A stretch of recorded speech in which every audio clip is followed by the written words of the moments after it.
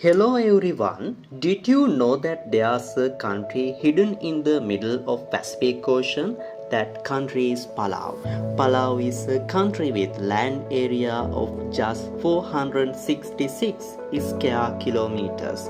Palau is not just any ordinary country.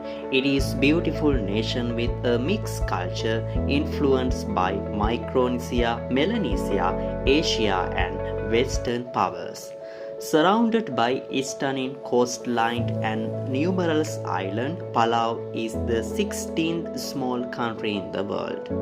Around 3000 years ago, a group of people from Asia migrated and settled on this island. Over time, Palau was under the control of Spain, Germany, Japan, and United States before becoming an independent nation in 1994. Known as a paradise for travelers, Palau is a country full of natural beauty.